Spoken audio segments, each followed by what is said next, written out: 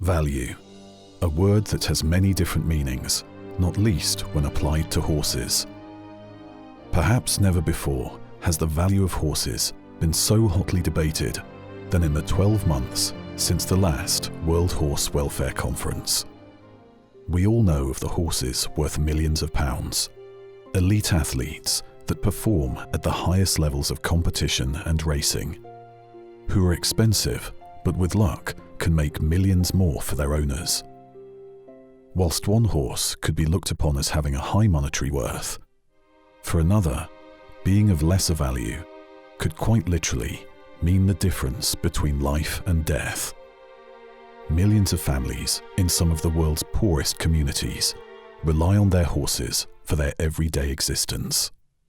This year, World Horse Welfare hosted the 7th International Colloquium on Working Equids to look at the impact of the working equid's role in human livelihoods and the link between the working equid and human welfare, with the aim of building an even stronger case for collaboration with human development NGOs, universities and governments to give both horses and the humans who depend upon them a better future.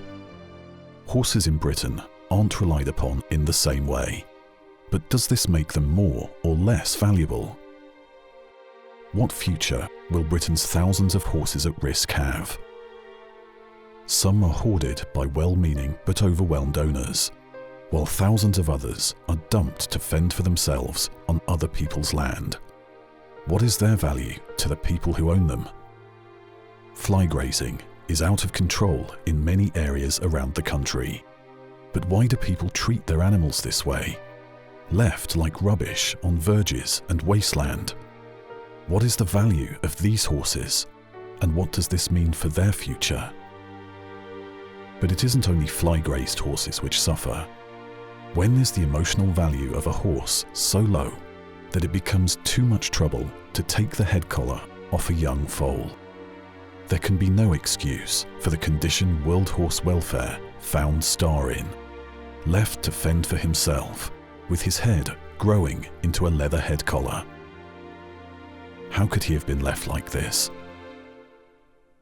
And when does the emotional value of horses become so high that the owner cannot begin to make the necessary decisions to safeguard their future welfare? During last year's conference, World Horse Welfare staff were hard at work bringing in one of the largest and most expensive cases ever to come in to one of our centres at one time.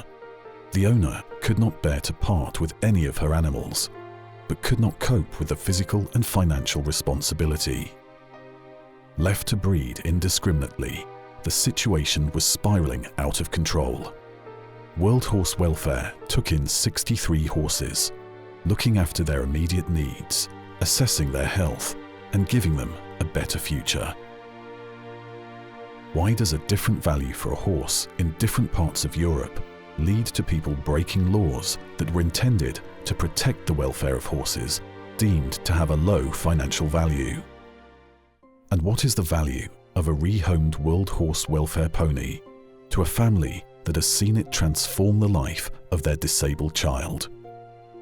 Above all, how do we ensure that the functional, financial, and emotional values of horses in society today are held in the highest regard? Today we will explore the question, what is the value of horses? What does this mean to different people in different parts of the world? And what does this mean for the lives and the welfare of the horses themselves? Welcome to the World Horse Welfare Conference 2014.